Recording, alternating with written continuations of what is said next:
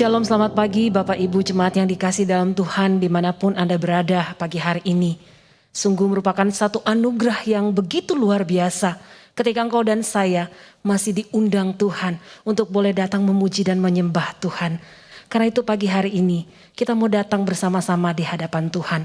Saya undang kita semua bangkit berdiri dan ibadah kita pada pagi hari ini akan kita mulai dengan satu keyakinan bahwa pertolongan kita adalah di dalam nama Tuhan yang menjadikan langit dan bumi.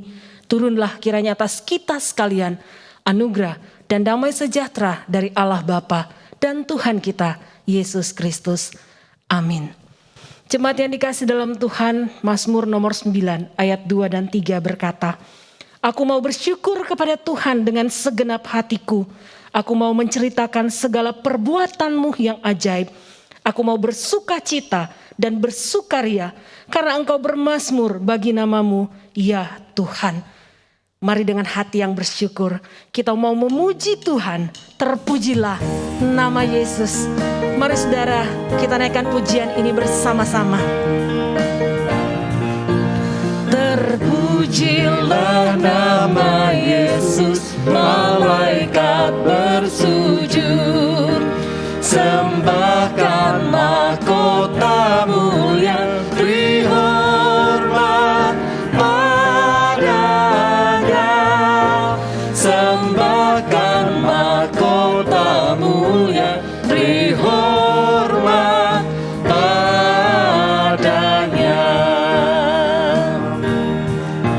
Semua yang ditebuskannya bersyukur bersujud.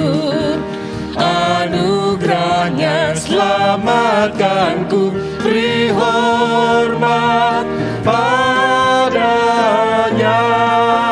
Anugerahnya selamatkanku, beri hormat padanya. Bangsa-bangsa di dunia berhimpun bersujud. Bangsa-bangsa di dunia berhimpun bersujud.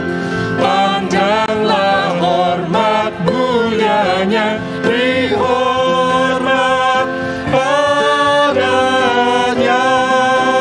Pandanglah hormat mulianya, beri hormat padanya.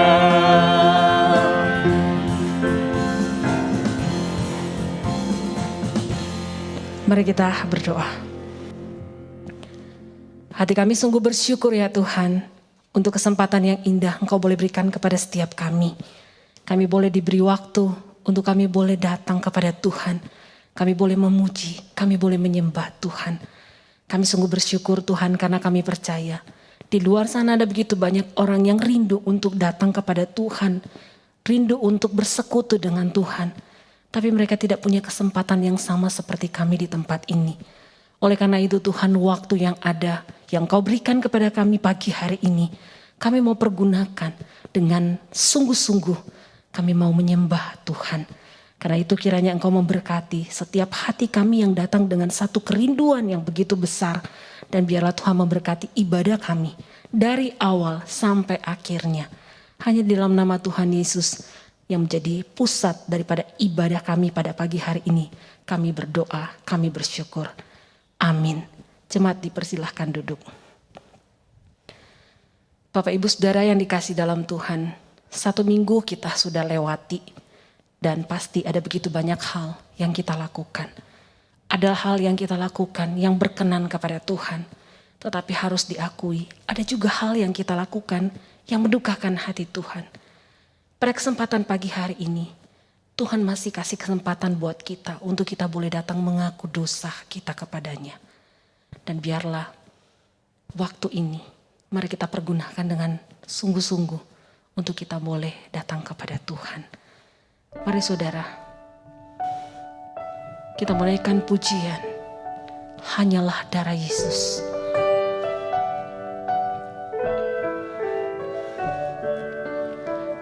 Dosa dapat dihapus hanya oleh darah Yesus. Aku disempurnakan hanya oleh darah Yesus.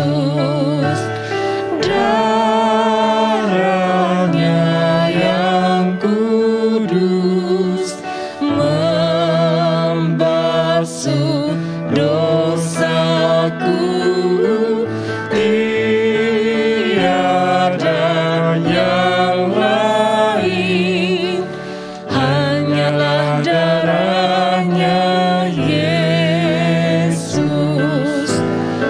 Luput dari hukuman hanya oleh darah Yesus yang dapat selamatkanku.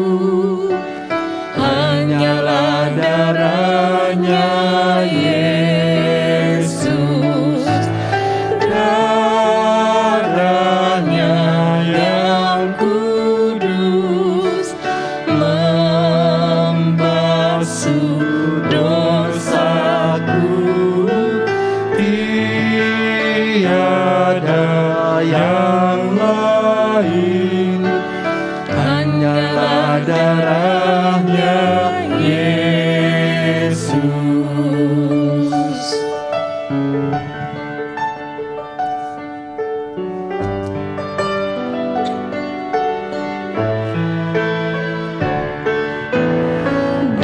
Dosaku diampuni hanya oleh darah Yesus. Tutur dan perbuatanku hanyalah darahnya Yesus. Darahnya yang kudus membasuh dosaku. Tiada yang lain, hanyalah darahnya Yesus. Mari saudara kita datang kepada Tuhan. Kita pakai kesempatan ini untuk boleh mengungkapkan apa yang menjadi dosa engkau dan saya gumulkan di hadapan Tuhan. Karena itu ingatlah firman Tuhan di dalam Mazmur 51 ayat 11 berkata, sembunyikanlah wajahmu terhadap dosaku, hapuskanlah segala kesalahanku. Biarlah ini boleh menjadi doa kita kepada Tuhan. Ya Tuhan, kami datang kepadamu. Kami mau datang membawa segala dosa yang kami lakukan, yang sungguh mendukakan hatimu. pagi hari ini ya Tuhan, kami sungguh mengaku ada kalanya di dalam kehidupan kami. Kami seringkali mengaku kami sebagai anak-anak Tuhan.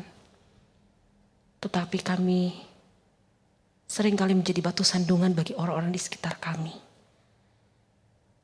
Kami menjadi batu sandungan di tengah-tengah keluarga kami, di tengah-tengah usaha pekerjaan kami, di tengah-tengah pelayanan kami,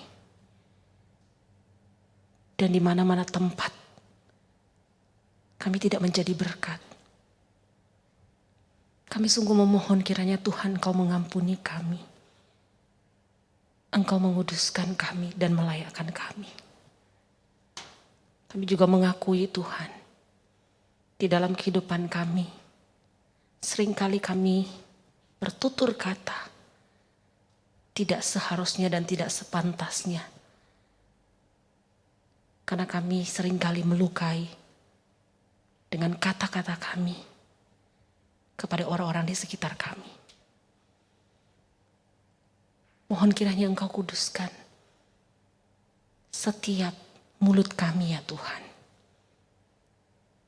Kami juga mengakui di dalam pikiran kami seringkali memikirkan hal-hal yang tidak kudus, hal-hal yang kotor, hal-hal yang tidak seharusnya kami pikirkan. Tetapi itulah yang kami pikirkan Tuhan. Dan pagi ini kami mau datang bawa kepadamu. Kami mohon belas kasihan Tuhan, kiranya Engkau yang akan menguduskan pikiran kami. Ada begitu banyak hal lain juga yang kami lakukan Tuhan, yang tidak berkenan kepada Tuhan. Ampuni kami ya Tuhan. Kami mau serahkan semua dosa kami, kegagalan kami, kerentanan kami di hadapan Tuhan. Karena kami sungguh percaya, kami yang datang dengan sungguh-sungguh di hadapan Tuhan, Engkau Allah yang akan mengampuni setiap kami. Karena kami pegang firman-Mu ya Tuhan. Jikalau kami mengaku setiap dosa kami kepada Tuhan, maka Engkau adalah Allah yang setia dan adil, dan Engkau yang akan mengampuni setiap kami. Dan itulah yang menjadi dasar kami ya Tuhan, membawa setiap dosa kami kepada Tuhan. Karena kami percaya Engkau mengampuni kami.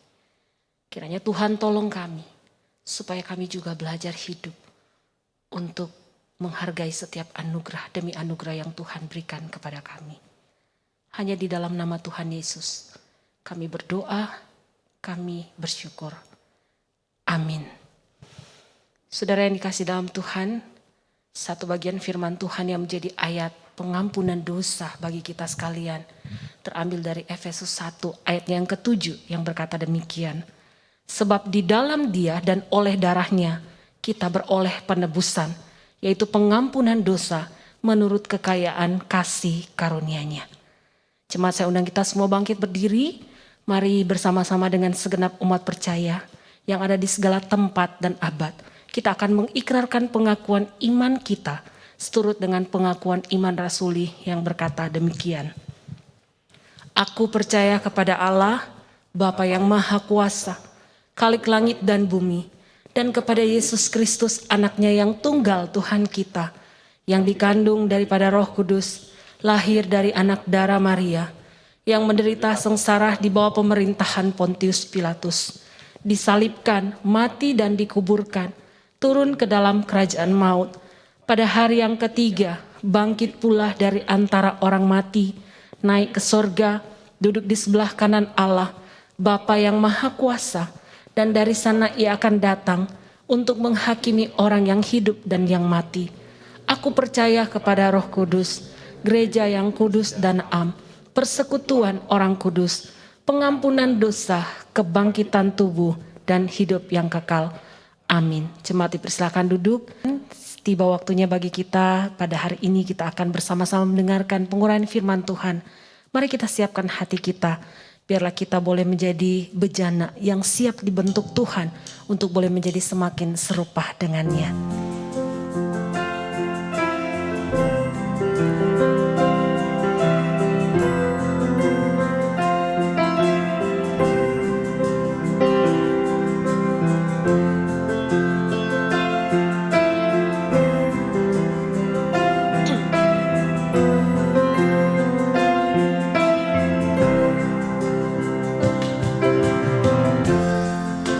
Kekuatan di jiwaku, ketenangan batinku, ada dalam hadirat-Mu, ku menyembah-Mu.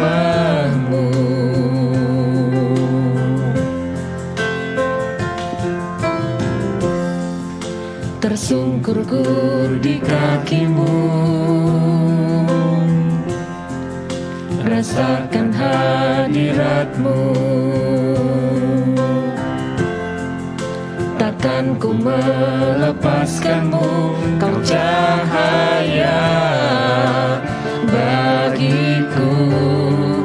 Mengiring-Mu seumur hidupku, masuk dalam rencana-Mu Bapa. Pikiranku, kehendakku, ku serahkan padamu. Harapanku hanya di dalam-Mu, ku kan teguh bersama-Mu Tuhan. Jadikanku bejana-Mu untuk memuliakan-Mu.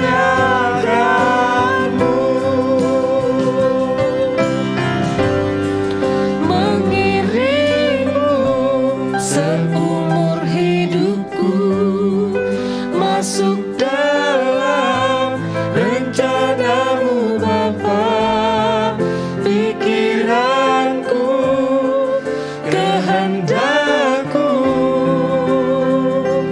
ku serahkan padamu.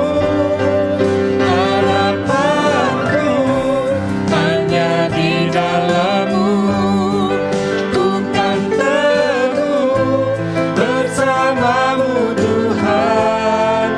Jadikanku bejana-Mu untuk memuliakan-Mu.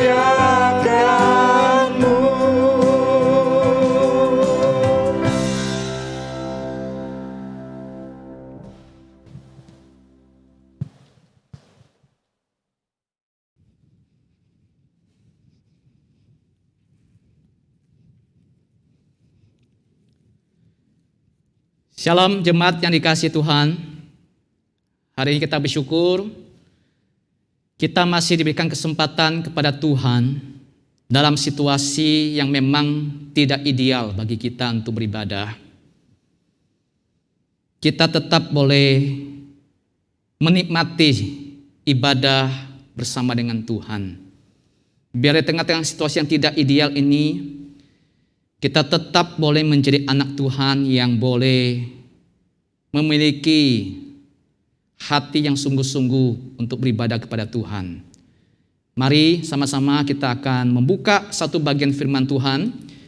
Kita akan membuka dari kitab Markus pasal 10 ayat 1 sampai 12.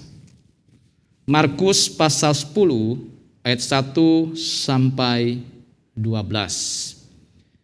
Dari kitab Perjanjian Baru, kitab Markus pasal 10 ayat 1 sampai 12. Mari sama-sama kita berdoa dulu sebelum kita sama-sama membaca dan merenungkan firman Tuhan. Mari kita sama-sama berdoa.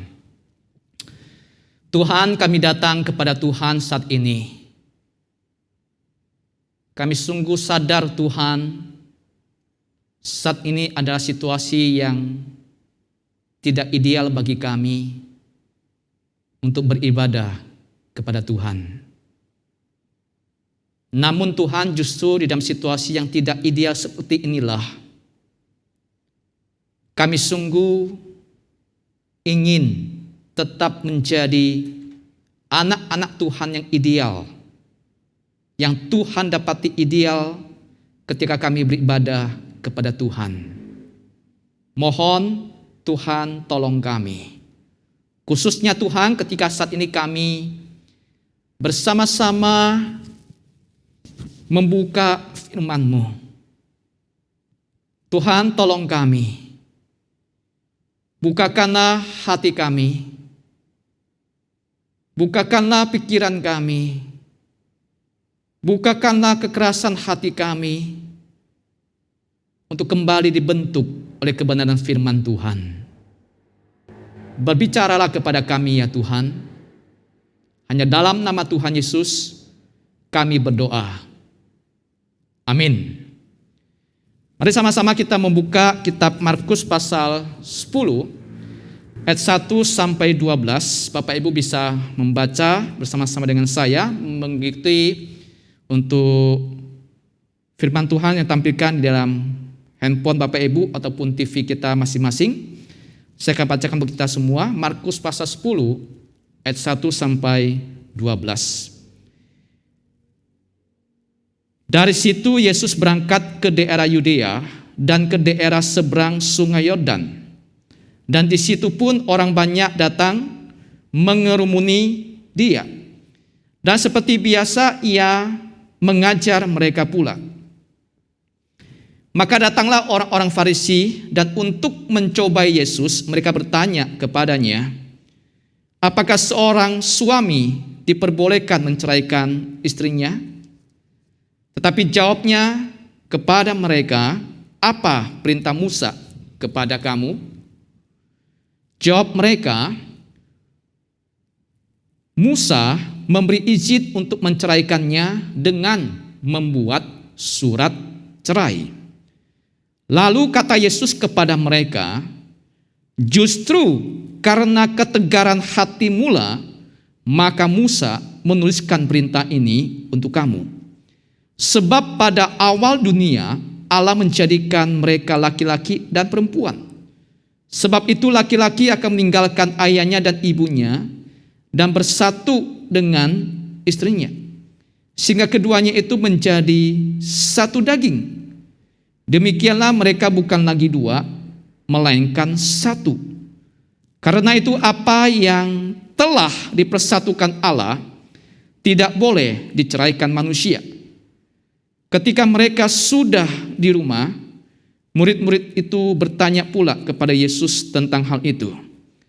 Lalu katanya kepada mereka, barang siapa menceraikan istrinya, lalu kawin dengan perempuan lain, ia hidup dalam perzinahan terhadap istrinya. Dan jika si istri menceraikan suaminya dan kawin dengan laki-laki lain, ia berbuat zina. Bapak Ibu yang dikasihi Tuhan, saat ini ancaman terbesar bagi keluarga adalah perceraian. Dua pribadi, suami istri yang pernah mengikrarkan janji yang kudus, janji yang suci di hadapan Tuhan, akhirnya harus berhenti. Akhirnya pernikahan mereka harus berakhir di ambang perceraian. Ada begitu banyak alasan kenapa orang bercerai. Ada begitu banyak alasan kenapa suami istri tidak lagi bisa mempertahankan pernikahan mereka. Apapun alasannya, kita dapat simpulkan bahwa sesungguhnya ketika perpisahan itu terjadi, ketika perceraian itu terjadi, maka kita lihat bahwa perceraian itu dianggap sebagai solusi atau jalan keluar dan akhir dari masalah pernikahan. Jadi kita melihat bahwa ketika terjadi perceraian itu dianggap sebagai solusi, sebagai jalan keluar, atau sebagai akhir daripada masalah-masalah yang dihadapi suami istri dalam pernikahan mereka. Bapak Ibu dan saudara sekalian, setuju nggak dengan pernyataan ini? Setujukah kita bahwa perceraian itu merupakan solusi dan akhir dari masalah pernikahan? Ini yang kita mesti cermati. Apakah sungguh ternyata bahwa perceraian itu merupakan solusi dan akhir dari masalah pernikahan? Ketika terjadi perceraian, kita melihat bahwa itu bukan hanya masalah berbicara tentang dua pribadi yang bercerai. Ya, mungkin ada suami istri yang beranggapan bahwa kalau saya bercerai, kalau kami bercerai, maka semua konflik, semua keributan, semua pertengkaran, semua kerumitan dalam rumah tangga kami akan segera berakhir. Karena kami akan segera berpisah dan tidak bertemu lagi. Tapi apakah sungguh bahwa itu tidak menimbulkan masalah yang lain? Seringkali kita melihat bahwa ketika terjadi pernikahan, ketika terjadi perceraian, kita melihat bahwa sesungguhnya perceraian itu terjadi bukanlah solusi, bukanlah akhir daripada pernikahan. Karena setelah perceraian itu terjadi, maka kita melihat bahwa ternyata perceraian itu bukanlah akhir dari masalah, namun awal dari berbagai masalah. Jadi kita melihat bahwa ternyata perceraian itu bukanlah akhir dari masalah, tapi justru merupakan awal dari berbagai masalah. Seringkali ketika terjadi perceraian bahwa anak yang menjadi korban, menimbulkan konflik lagi antara suami istri tentang apa? Hak mengasuh anak. Ini baru satu masalah, sehingga perceraian itu seringkali bahwa bukanlah akhir dari masalah, justru menjadi apa? Awal dari berbagai masalah. Nah, inilah yang seringkali orang lupa, bahwa ternyata perceraian justru merupakan apa? Awal dari berbagai masalah. Meskipun demikian, ternyata perceraian itu merupakan satu hal yang populer saat ini. Perceraian itu merupakan satu hal yang begitu sering terjadi dalam kehidupan masyarakat sekarang ini. Bahkan ketika zaman Tuhan Yesus pun itu menjadi satu topik yang hangat untuk dibicarakan. Kalau kita melihat dalam kitab yang kita baca tadi bahwa orang-orang Farisi datang kepada Yesus, mereka mengajukan satu pertanyaan penting kepada Yesus. Apa yang ditanyakan oleh orang Farisi? Apakah seorang suami diperbolehkan menceraikan istrinya? Nah, saudaraku, orang-orang Farisi ini bukan orang-orang yang tidak tahu Alkitab, saudara.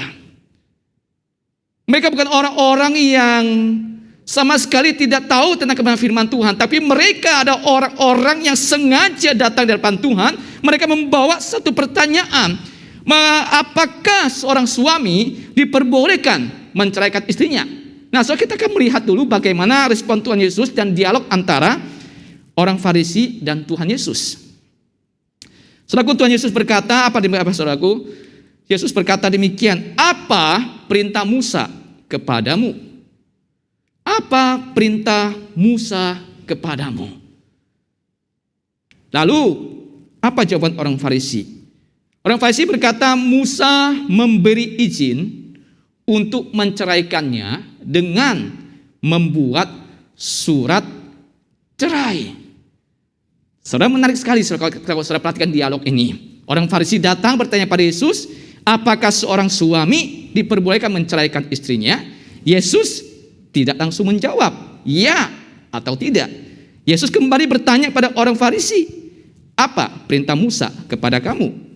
Mereka menjawab, Musa memberi izin untuk menceraikannya dengan membuat surat cerai.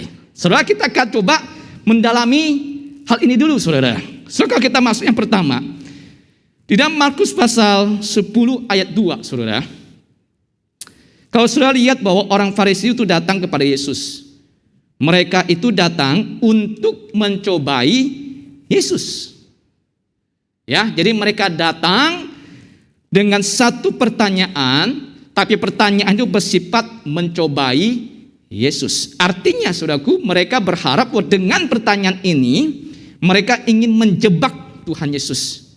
Ironis sekali, saudaraku, seorang yang mengenal Alkitab, seorang yang tahu tentang firman Tuhan justru datang dengan sikap yang ingin menjebak, mencobai Yesus. Dengan tujuan mereka mau menjatuhkan Yesus dalam pertanyaan mereka. Nah, saudaraku, sehingga ketika pertanyaan itu muncul, saudaraku, mereka bertanya, apakah diperbolehkan seorang suami menceraikan istrinya? Apakah seorang suami diperbolehkan menceraikan istrinya? Kalau saudara perhatikan pertanyaan ini, saudaraku, pertanyaan ini, saudaraku, sebenarnya apakah mereka sungguh-sungguh mau tahu boleh atau tidak? Apakah mereka sungguh-sungguh mau mencari jawaban Tuhan Yesus? Apakah mereka sungguh-sungguh mau mencari tahu kebenaran ini? Mereka bukan mencari kebenaran tentang perceraian. Jadi dalam pertanyaan mereka bukan punya satu antusias mau mencari kebenaran tentang perceraian. Saudaraku, mereka sebenarnya datang bertanya tujuannya apa? Kalau mereka bukan mencari kebenaran, maka mereka sebenarnya sedang mencari pembenaran legalitas menceraikan istri. Mereka sedang mencari pembenaran sebenarnya, bukan mencari kebenaran, tapi mencari pembenaran. Saudaraku, kita harus waspada dua sikap ini, saudara. Ketika kita dan kehidupan kita, apa yang kita cari? Ketika konflik suami istri terjadi, ketika terjadi konflik yang membuat rumah tangga semakin kacau, sebenarnya saat ini saudara tengah situasi seperti itu, saudara sedang mau mencari kebenaran atau kita sedang mau mencari pembenaran? Saudara, kita manusia itu seringkali bukan cari kebenaran, tapi untuk mencari pembenaran. Dan bahkan saudara, kalau saudara lihat ya, mereka sudah jelas katakan mereka mencobai Yesus. Jadi mereka sebenarnya mencari pertentangan kebenaran versus Yesus dengan opini orang banyak. Jadi mereka sedang mencari, saudaraku, bahwa kebenaran yang sampaikan itu mereka mau perhadapkan, mereka mau pertentangkan dengan opini orang banyak. Terutama, saudaraku, kita tahu waktu Yesus ditanya pertanyaan ini, saudara, sebenarnya Yesus sedang berada itu di daerahnya kekuasaan dari Herodes. Herodeslah seorang yang pernah ditegur oleh Yohanes Pembaptis karena dia mengambil istri saudaranya itu, Herodias. Mengambil seorang perempuan, mengambil istri seorang perempuan dari saudaranya sendiri yang bernama Herodias. Yohanes Pembaptis menegur dengan keras.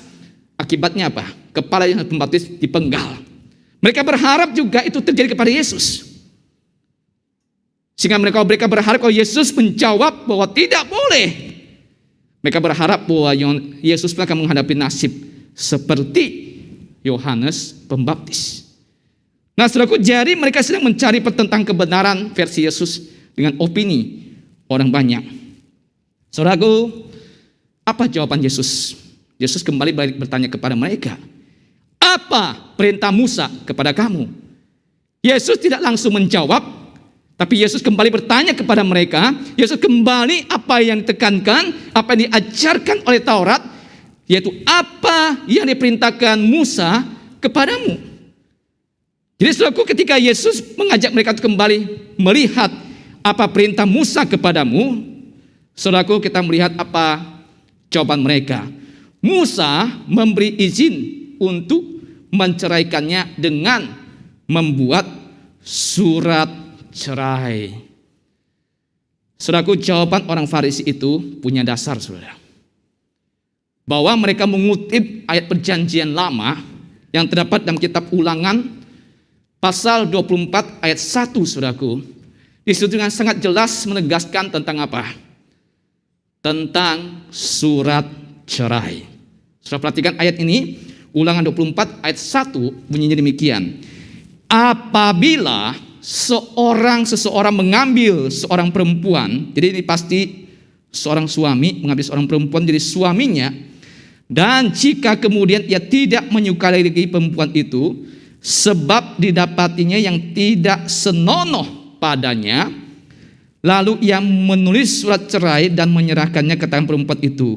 Sesudah itu ia menyuruh dia pergi dari rumahnya. Sudah jelas di sini bahwa itulah yang menjadi dasar daripada orang Farisi yang mengatakan bahwa Musa memberikan surat cerai. Dasar ini yang menjadi satu pegangan mereka. So kita lihat di dalam tentang surat cerai itu, saudaraku. Surat cerai itu kenapa diberikan oleh Musa? Apakah Musa dengan surat cerai itu, maka Musa memberikan izin yang perintah untuk bercerai? So kalau kita perhatikan bahwa surat cerai itu bukan berarti, saudaraku, Musa itu memberikan izin yang perintah untuk bercerai. Musa tidak pernah memberi izin atau perintah untuk bercerai.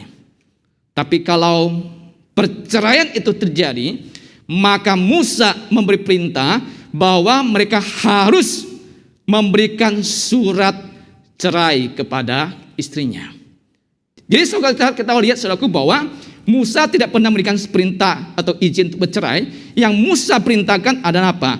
Kalau perceraian itu terjadi, maka suami harus memberikan surat cerai. Kenapa hal ini terjadi, saudaraku? Tuhan Yesus jelas mengatakan bahwa hal ini terjadi karena apa? Kekerasan hatimu. Jadi kekerasan hati orang Israel yang membuat apa? Musa akhirnya memberikan perintah untuk apa?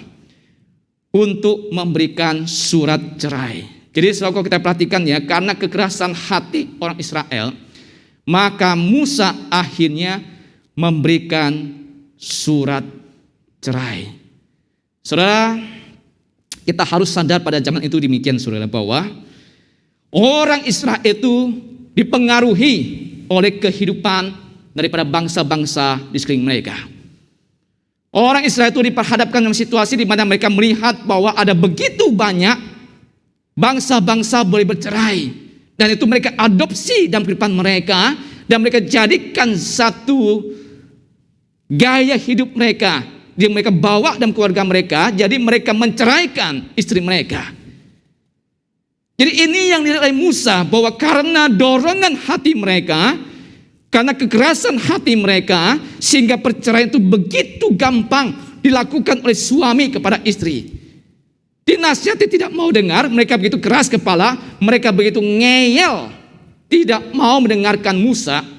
Akhirnya saudaraku, Musa melihat bahwa ini mereka begitu keras. Karena kekerasan hati mereka itu begitu ingin menceraikan istri. Itu yang akhirnya mendorong Musa harus mengharuskan mereka untuk memberikan surat cerai. Tujuannya apa, saudaraku? Tujuannya kalau kita lihat, saudaraku, bahwa surat cerai itu diberikan, saudara, tujuannya bahwa itu untuk mencegah ya, untuk mencegah efek atau akibat yang lebih buruk daripada perceraian kepada perempuan. Jadi tujuan Musa sebenarnya bahwa Musa ingin bahwa ketika perceraian terjadi, maka yang selalu menjadi korban itu adalah perempuan. Pada zaman itu, saudaraku, kita mesti sadar bahwa seorang perempuan itu adalah seorang yang tidak berdaya. Seorang suami bisa dengan bebas untuk menceraikannya dan tidak peduli apa yang terjadi kepada seorang perempuan di masa depan mereka. Mereka bisa sesuka hari ini ngomong cerai, diusir, dan tidak ada kejelasan status perempuan itu.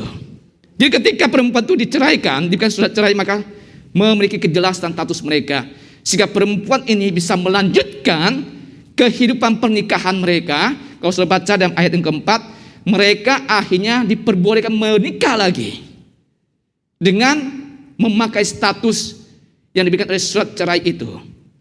Saudara, disinilah untuk apa? Tuhan Di sini Musa ingin apa, saudaraku? Ingin memprotek akibat yang lebih buruk kepada perempuan yang menjadi korban perceraian daripada suaminya, yang bisa sesuka hati menceraikan istri mereka. Nah, saudaraku, kalau kita lihat ketika ayat ini dimunculkan, saudaraku, dalam Ulangan pasal 24 ayat 1, itu menjadi satu tradisi, menjadi satu kebiasaan bagi orang Israel untuk menceraikan istrinya. Sehingga, saudaraku, kalau kita lihat pada zaman itu, saudaraku, di Israel itu ada 2 orang nabi. Ya, ada 2 orang rabi, saudaraku, ada 2 orang rabi yang memberikan pengaruh yang besar terhadap penafsiran ayat ini.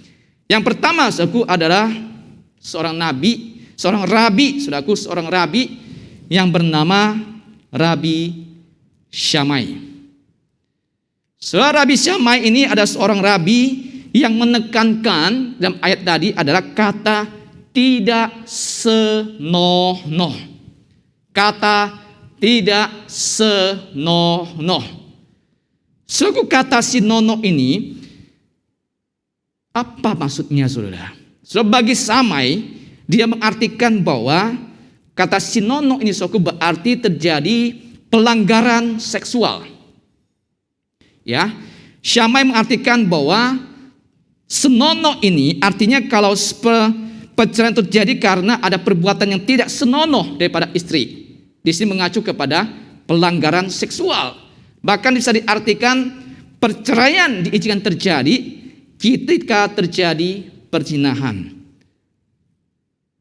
Perceraian diizinkan terjadi ketika terjadi perzinahan. Nah, saudaraku, ini pandangan Syamai. Meskipun poin yang kedua, saudaraku, perceraian yang terjadi itu masih terjadi perbedaan penafsiran, ya. Ada penafsir mengatakan bahwa Syamai itu hanya mengizinkan tidak sampai terjadi perzinahan. Tapi ada yang mengatakan bahwa Syamai mengizinkan juga kalau terjadi perzinahan.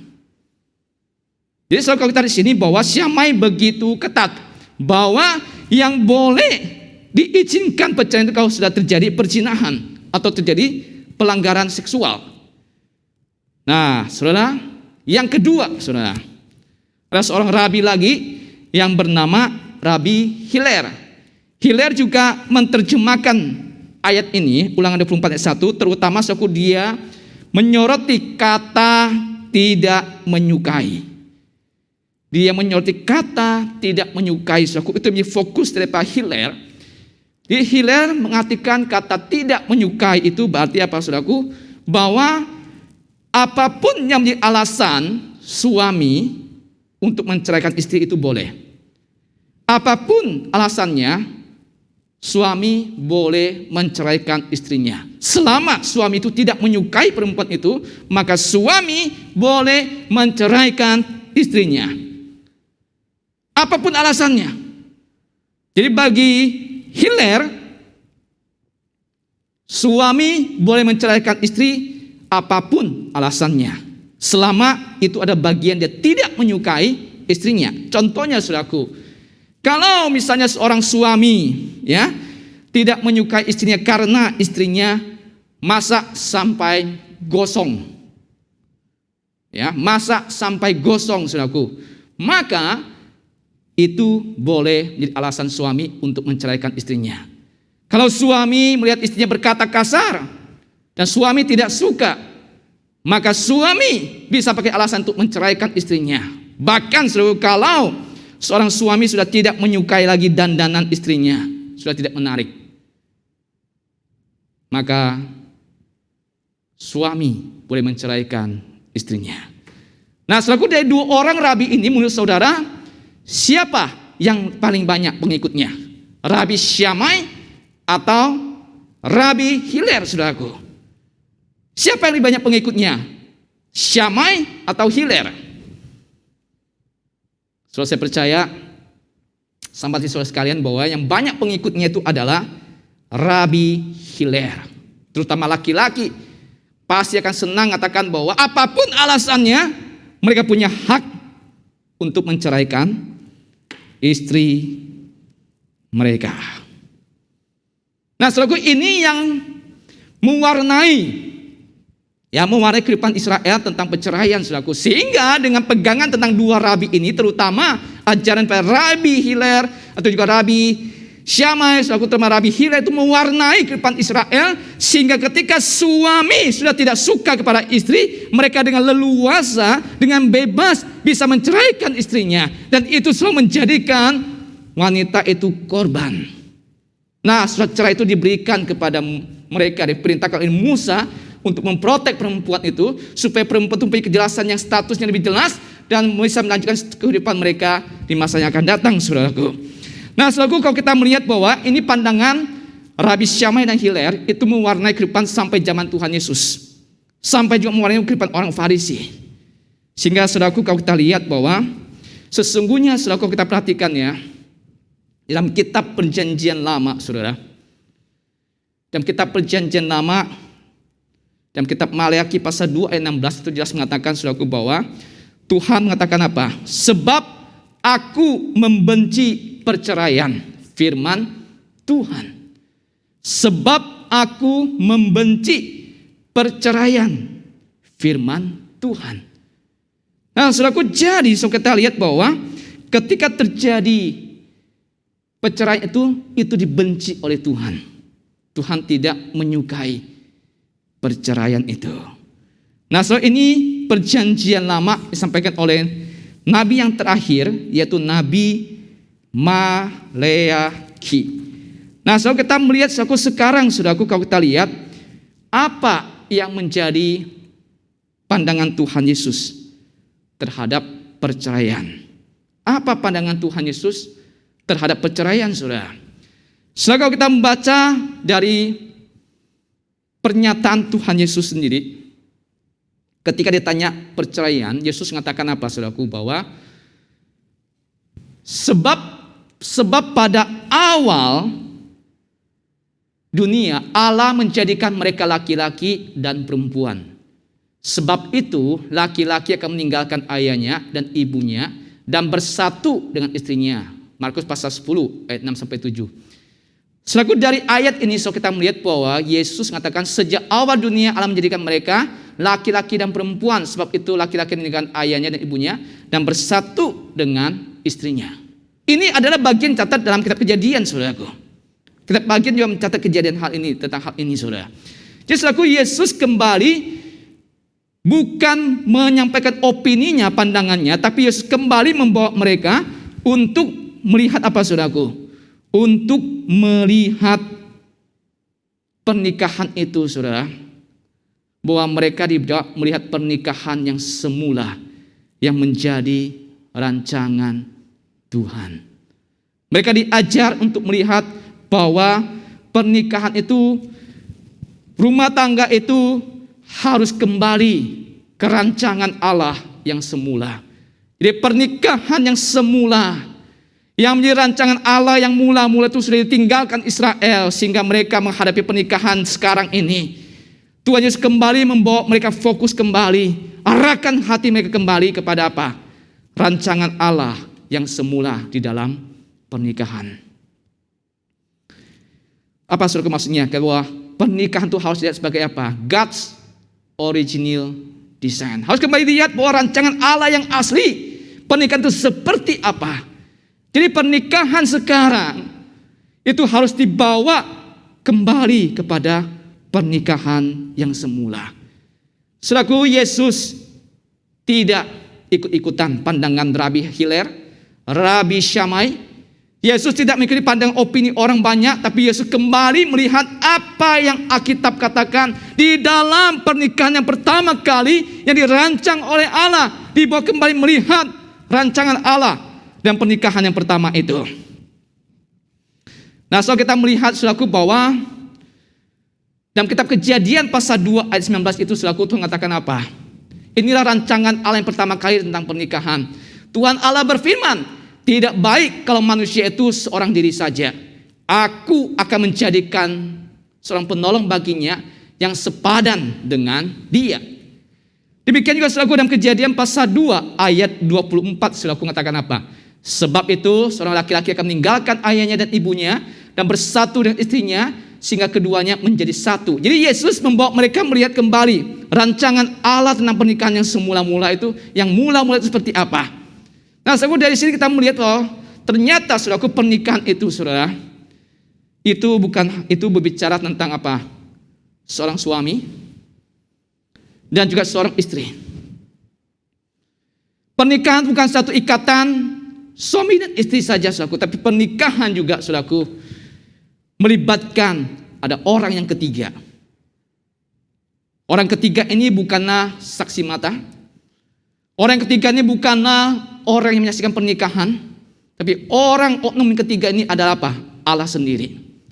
Allah lah yang menjadi Allah menjadi perancang utama dan pernikahan.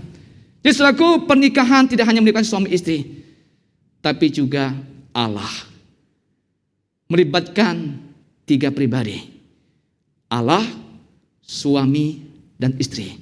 Inilah rancangan Allah yang pertama. Kita harus pegang prinsip ini, saudaraku, bahwa di tengah-tengah goncangan pernikahan yang melanda pernikahan saat ini, kita harus kembali kepada konsep awal tentang pernikahan, di mana Yesus kembali kita mengajak kita melihatnya. Bahwa yang pertama, saudaraku, bahwa kita ada pernikahan itu, saudaraku, bicara tentang apa? Sekali seumur hidup. Tidak ada Allah menyatakan bahwa ada perceraian, tidak ada. Tapi seumur hidup, pernikahan itu apa? Untuk seumur hidup. Suatu pernikahan itu berbicara juga tentang apa, saudaraku? Berbicara tentang apa? Itu dirancang oleh Tuhan. Jadi Tuhan yang merancang, bukan masalah saudara suka atau tidak suka. Bukan kita bicara saya suka, dia suka. Tapi ini berbicara bahwa Tuhan yang merancang sehingga terjadi pernikahan itu. Pernikahan juga berbicara tentang apa, saudaraku? Itu berbicara tentang apa? Heteroseksual. Artinya, saudaraku, bahwa jelas bahwa pernikahan yang dikehendaki Allah adalah pasangan apa? Yang heteroseksual. Satu pria, satu wanita. Bukan pria dengan pria, bukan wanita dengan wanita, tapi adalah apa? Pria dengan wanita. Berbicara juga tentang apa, saudaraku? Monogami. Artinya itu pernikahan hanya satu suami, satu istri. Nah, saudaraku, inilah rancangan Allah yang semula tentang pernikahan. Yang Yesus ajak mereka kembali melihat apa yang Tuhan mau di dalam rancangan yang semula tentang pernikahan. Saudaraku, kita juga melihat bahwa di dalam ayat berikutnya, saudaraku, dalam Markus pasal 10 ayat yang ke-9 tadi, saudara, kita melihat juga bahwa di situ katakan apa, saudaraku? Karena itu apa yang telah dipersatukan Allah tidak boleh diceraikan manusia. Sudah perhatikan bahwa karena itu apa yang telah dipersatukan Allah tidak boleh diceraikan manusia. Yesus tidak mengikuti pandangan Hiller, tidak mengikuti pandangan Syamai. Yesus mengatakan apa, saudara? Karena itu apa yang telah dipersatukan Allah tidak boleh diceraikan oleh manusia. Apa artinya, saudaraku? Apa artinya kita mengatakan bahwa karena itu apa yang telah dipersatukan Allah tidak boleh diceraikan oleh manusia? Saudara, di sini katakan yang pertama apa, saudaraku? Bahwa ini merupakan satu perintah yang kontinu. Satu perintah yang sejak Yesus berkata, memberikan perintah ini terus berlaku sampai sekarang, sampai hari ini. Satu perintah yang terus menerus. Bukan satu perintah yang bersifat sesat, tapi perintah yang kontinu. Sejak Yesus berkata, aku berkata kepadamu apa yang telah dipersatukan Allah tidak boleh ceraikan manusia, itu terus berlaku sampai hari ini.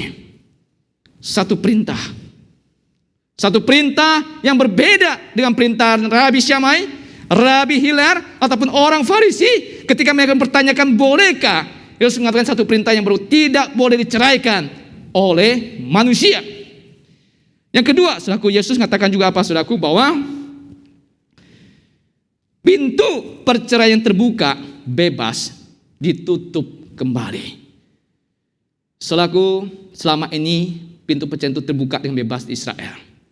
Sekarang ditutup kembali oleh Tuhan Yesus. Tidak boleh diceraikan oleh manusia. Pintu perceraian yang terbuka bebas ditutup kembali oleh Tuhan Yesus. Saudara, yang ketiga, apa yang saya tekankan di sini? Yesus menekankan satu pernikahan yang permanen. Yesus menekankan satu pernikahan yang permanen. Pernikahan yang seumur hidup. Tidak boleh diceraikan oleh manusia. Saudaraku kasih Tuhan, inilah kalau kita lihat pandangan Yesus tentang perceraian. Yesus memberikan satu perintah yang tegas. Yesus menutup pintu perceraian terbuka bebas, ditutup kembali Tuhan Yesus. Kembali kepada maksud Allah membangun pernikahan itu bukan untuk diceraikan, tapi kembali pernikahan yang permanen, yang seumur hidup. Bapak yang kasih Tuhan, jikalau kita berkata, bagaimana dengan saya? Saya bertahun-tahun berjuang mempertahankan keluarga saya. Bagaimana dengan saya? Kalau Anda berkata bahwa Anda ada seorang yang saat ini mempertahankan keluarga tengah-tengah kesusahan, di tengah-tengah masa yang tidak selesai, maka Anda adalah pahlawan keluarga. Kalau Anda berkata bahwa saat ini saya tidak ada damai sejahtera dalam keluarga saya, tidak masalah, tidak terselesaikan masalah demi masalah, dan Anda berkata saya tetap mempertahankan pernikahan saya, Anda adalah pahlawan keluarga. Kalau Anda berkata saat ini bahwa saya menghadapi suami, saya menghadapi istri yang sudah tidak mengatakan, yang sudah berkata kepada saya sudah tidak cinta kamu lagi, tapi Anda tetap mempertahankan keluarga Anda. Seperti yang Tuhan sampaikan bahwa tidak menceraikan manusia, Anda ada seorang pahlawan keluarga. Saudara,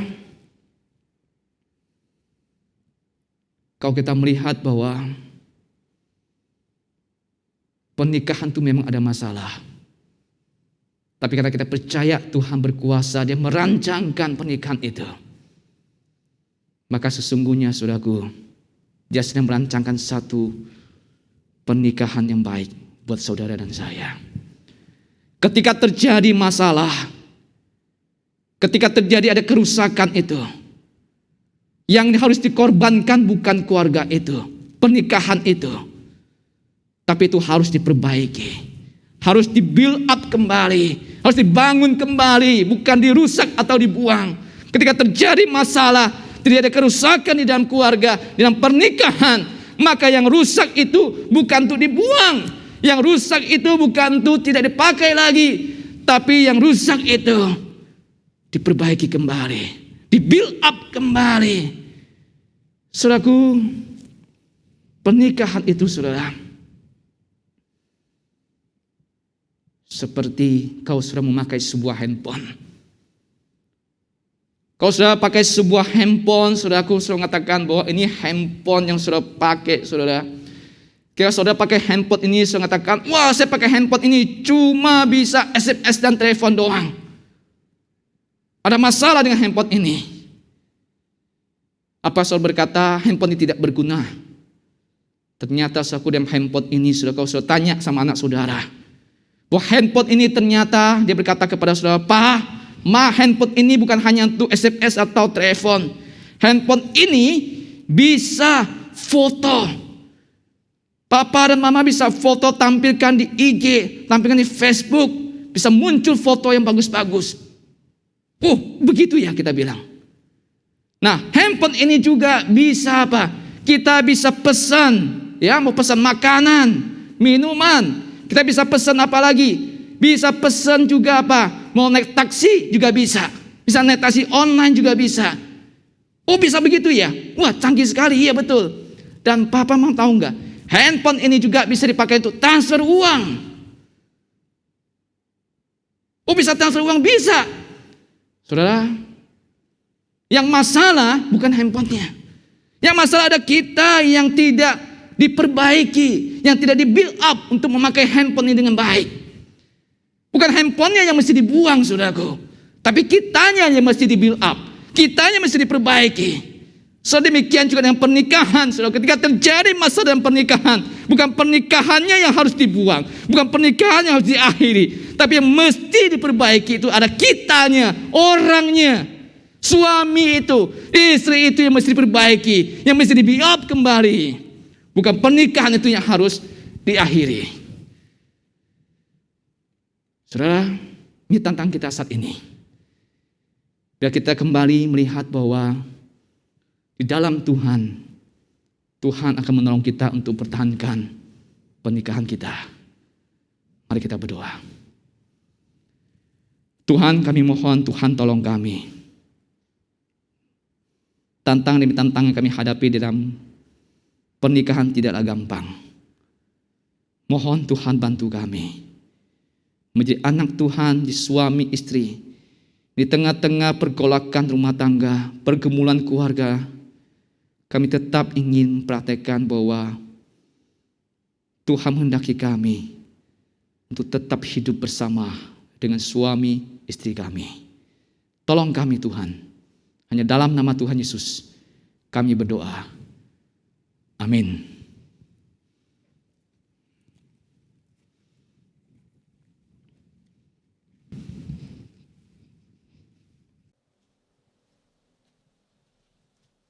Jemaat yang dikasih dalam Tuhan, kita sungguh bersyukur untuk pengurahan firman Tuhan yang boleh memberkati setiap kita. Dan tiba saatnya bagi kita akan sama-sama memberikan persembahan yang terbaik bagi Tuhan. Silakan Bapak Ibu, Saudara boleh scan QR Code yang ada di layar YouTube Saudara. Dan kita akan memberikan persembahan secara online seperti biasa. Untuk mengiringi persembahan kita akan mendengarkan sebuah pujian.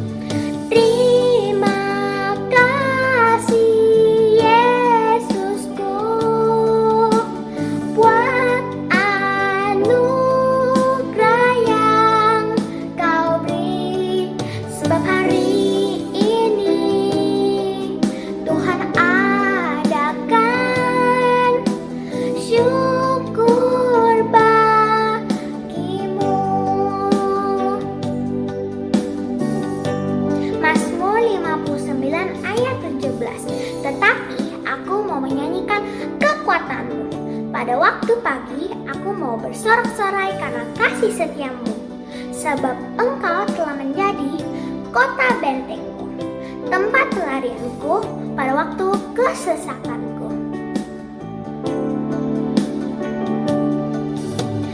Terima kasih Yesusku buat anugerah yang kau beri, sebab hari ini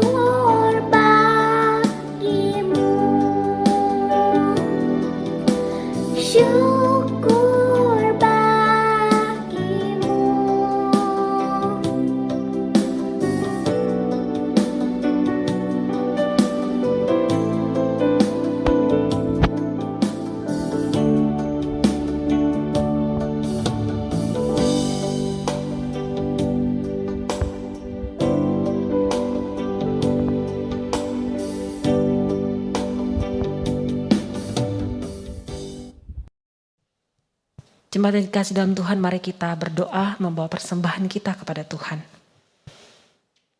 Tuhan, kami sungguh bersyukur untuk kesempatan yang Tuhan berikan kepada setiap kami. Pada hari ini kami masih diberikan kesempatan untuk boleh memberikan persembahan.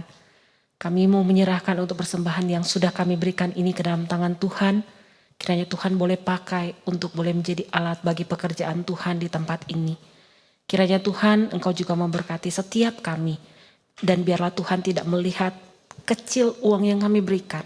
Tetapi Tuhan boleh melihat hati kami yang memberi dengan sukacita.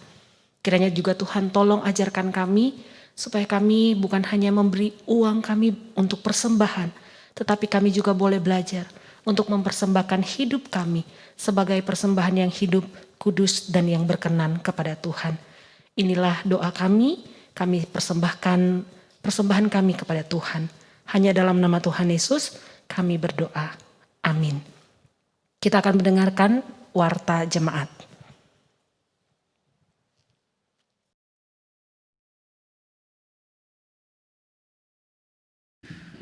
Jemaat yang dikasihi Tuhan, kita sangat bersyukur untuk setiap kesempatan ibadah minggu seperti ini. Saudara, bagi saya pribadi kesempatan ibadah minggu baik melalui puji-pujian dan ya khususnya ketika firman disampaikan. Bagi saya itu menjadi satu hal yang sangat baik untuk kita terus berinteraksi. Saudara, ketika memikirkan firman yang disampaikan hari ini, saudara, saya cuma berpikir, iya ya, sebenarnya begitu banyak dalam pergumulan kehidupan keluarga, termasuk dalamnya keluarga Kristen. Kita menyadari perjalanan keluarga itu tidak mudah dan kadangkala realitas perceraian kita berpikir itu menjadi satu opsi untuk menyelesaikan masalah. Tapi kita diingatkan bahwa perceraian sebenarnya bukan menyelesaikan masalah. Dan sebenarnya kalau betul kita mau menyelesaikan masalah, maka masalah itu kita harus sungguh bawa datang kepada Tuhan. Dan hanya Tuhan, hanya firman Tuhan yang boleh terus menopang kita di dalam seluruh relasi suami istri, relasi keluarga, dan di dalam perjalanan pernikahan kita. Nah, saudara, berkaitan dengan hal ini saya teringat minggu yang lalu. Saudara, minggu yang lalu saya di dalam khotbah saya sempat memberikan satu latihan rohani kepada Bapak Ibu Jemaat sekalian. Dan saudara, bagi saya latihan rohani itu adalah latihan yang baik. Saya mendorong saudara terus saudara lakukan latihan rohani. Dan di dalam konteks berkeluarga, saya berpikir kalau setiap suami, setiap istri bangun pagi dengan mengingatkan kembali akan ayat ini. Saudara, karena ayat ini menjadi satu panduan dalam seluruh relasi dan khususnya relasi suami istri. Saudara, saya bayangkan bagaimana sang suami atau sang istri memberikan jawaban yang lemah lembut. Saudara, bukankah keributan tidak perlu terjadi? Tetapi sebaliknya kerap kali perkataan yang pedas yang kita keluarkan. Mari kita terus memohon setiap hari. Supaya Tuhan menjaga bibir mulut kita, kita hanya mengontrol diri kita supaya kita tidak mengeluarkan kata-kata yang hanya membangkitkan satu kemarahan, kata-kata yang pedas. Saudara, saya pribadi satu minggu ini ketika terus mencoba datang pada Tuhan, saya pribadi mengalami berkat-berkat Tuhan. Dalam relasi-relasi dengan segala orang jemaat yang kemudian saya berinteraksi juga dengan keluarga, saya menyadari ayat ini adalah ayat yang sangat baik. Sehingga saya mendorong Bapak Ibu saudara sekalian, setiap keluarga coba untuk melakukan latihan rohani ini dalam satu minggu ke depan sepanjang perjalanan hidup kita ke depan. Dan ini akan menjadi alat Tuhan di mana kita akan mengalami sukacita sedikit demi sedikit di dalam perjalanan keluarga kita.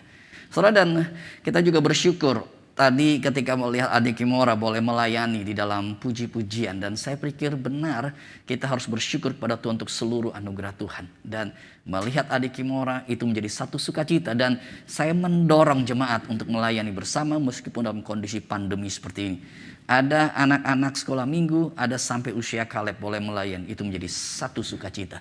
Tuhan memberkati setiap jemaat, setiap saudara-saudara yang boleh melayani bersama di dalam ibadah-ibadah minggu yang kemudian kita lakukan.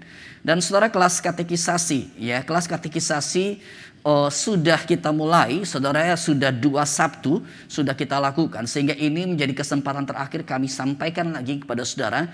Bagi yang hendak mengikuti kelas katekisasi boleh harus segera mendaftarkan diri. Dan Sabtu ini saudara sudah harus mengikutinya. Karena ini sudah menjadi kesempatan terakhir saudara mengikuti kelas katekisasi dalam periode tahun ini. Dan selain itu kami juga mendorong saudara-saudara yang berencana untuk menikah di dalam akhir semester ini, akhir tahun ini, saudara juga perlu segera mendaftarkan diri. Ya, ini beberapa hal yang perlu kemudian kami sampaikan. Dan saudara, minggu akan datang, kita akan bersama-sama melakukan peneguhan pengurus secara online. Dan saudara, saya sangat berharap meskipun kita lakukan secara online, setiap pengurus ya boleh sungguh dapat menyiapkan diri, menyiapkan hati, dan ingatlah saudara dipanggil oleh Tuhan untuk kemudian melayani dalam periode 1 tahun mendatang. Dan saudara, kami juga mendorong seluruh jemaat mendoakan setiap pengurus-pengurus yang baru, setiap pengurus yang sudah dihubungi, saudara mendoakan, menyiapkan hati, dan boleh melayani sungguh-sungguh di hadapan Tuhan. Kami berharap saudara minggu akan datang pun meskipun saudara di rumah, tapi saudara boleh dengan sikap yang sungguh, ya, dengan sikap yang sungguh. Saudara, biarlah tetap setiap saudara boleh diberkati oleh Tuhan. Saudara, tolong jemaat bantu doa untuk peneguhan pengurus minggu akan datang. Dan sore nanti di dalam kebaktian sekolah minggu, ibadah sekolah minggu tetap dilakukan secara online. Bapak Ibu jemaat boleh mendorong anak-anak untuk mengikuti ibadah sekolah minggu pada jam 5 sore nanti. Dan kemudian Komisi Kaleb mereka akan mengadakan fellowship pada Selasa nanti by Zoom meeting. Tolong juga memfasilitasi orang tua kita untuk dapat mengikuti Komisi Kaleb ini.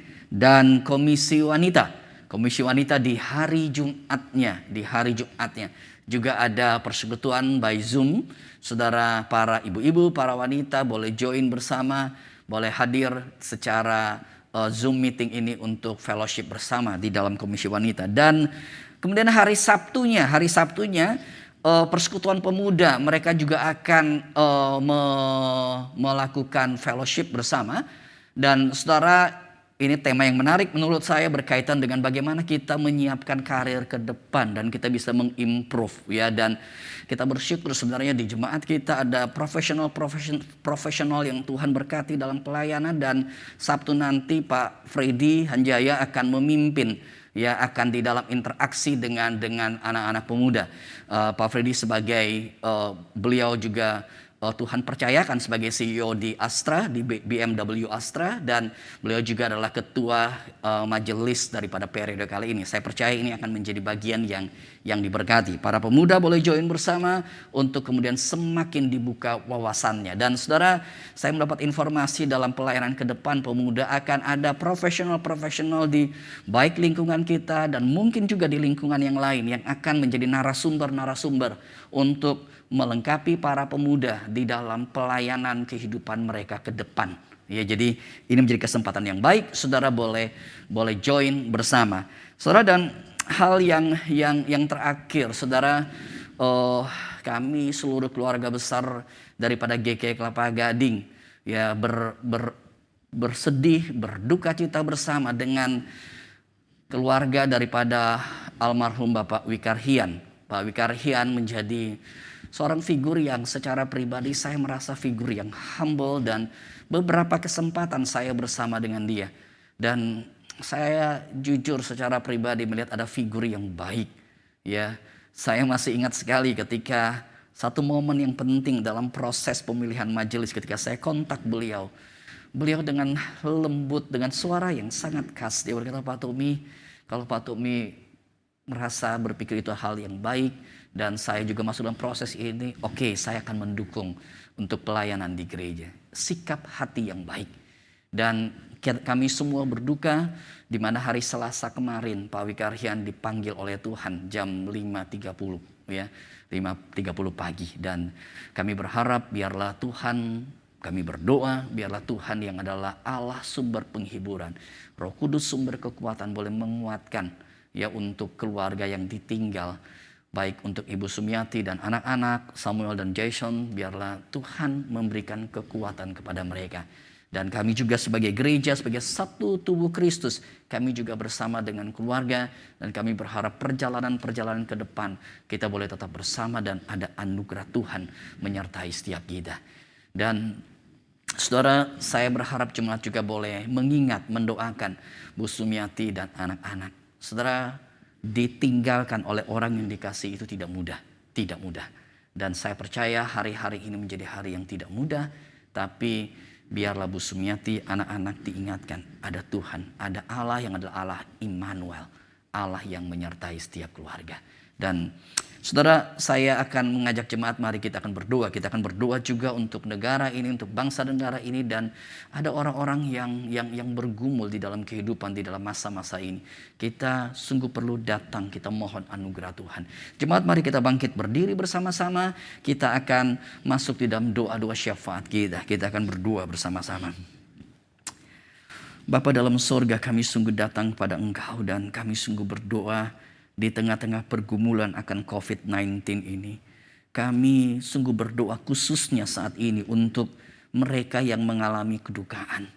Ketika berhadapan dengan orang-orang yang mereka kasihi harus dipanggil oleh Tuhan. Tuhan, sungguh kami percaya ini bukan hal yang mudah. Karena itu kami sungguh mau berdoa menyerahkan khusus untuk saudari kekasih kami, untuk Bu Sumiati dan anak-anak. Kami sungguh berdoa untuk Samuel, kami berdoa untuk Jason. Biarlah Tuhan masa depan Bu Sumiati dan anak-anak. Kami sungguh berdoa meminta Tuhan tolong menyertai mereka. Tuhan tolong bersama dengan mereka.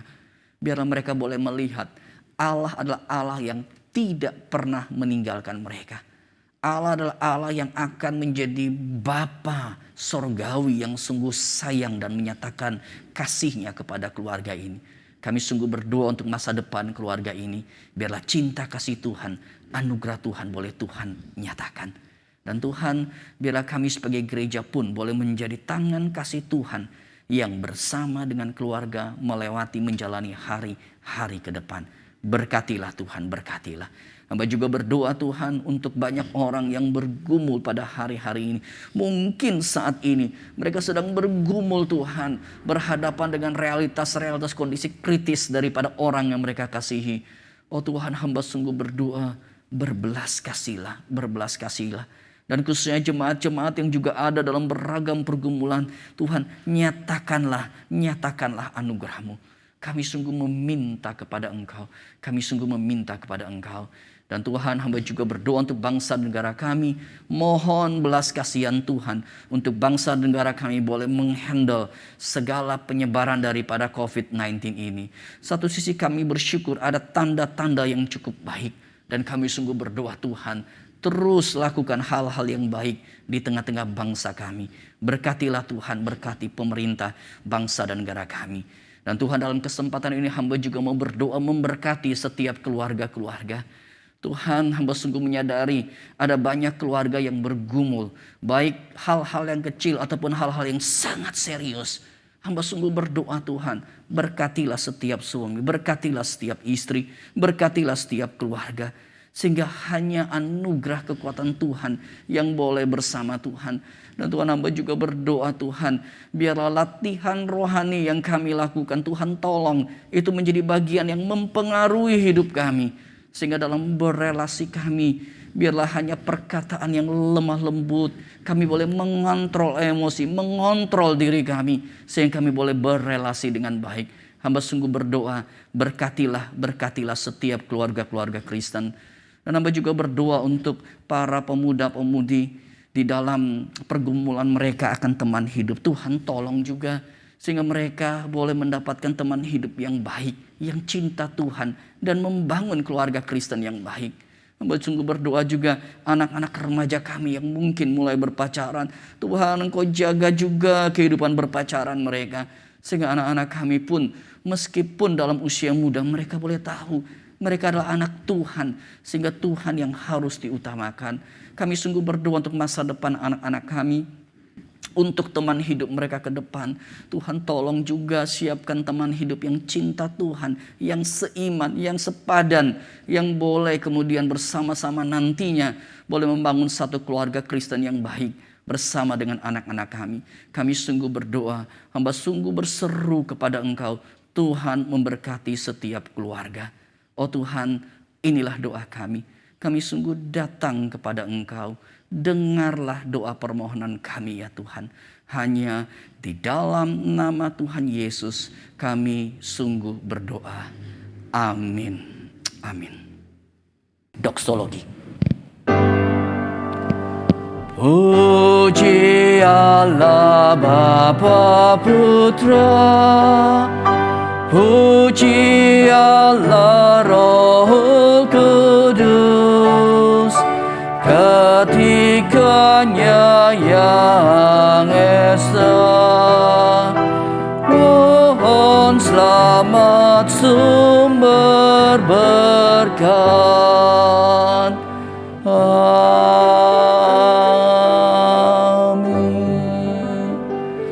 Jemaat yang dikasihi Tuhan, arahkanlah hatimu kepada Tuhan serta terimalah berkat daripada Dia. Kasih daripada Allah Bapa, Allah yang mengasihi setiap kita, Allah yang selalu menyinari kasih-Nya, serta anugerah daripada Tuhan Yesus, Tuhan yang sudah datang menyelamatkan engkau dan saya, Tuhan yang akan terus bersama dengan kita, bersama dengan keluarga kita, dan penyertaan, bimbingan dan pertolongan Allah Roh Kudus akan memampukan kita untuk terus melangkah dalam pergumulan apapun, dalam kesulitan apapun. Berkat Allah Tritunggal turun atas hidupmu masing-masing, menyertai engkau semuanya, mulai saat ini sampai kita berjumpa muka dengan Kristus sendiri, bahkan sampai selama-lamanya. Amin.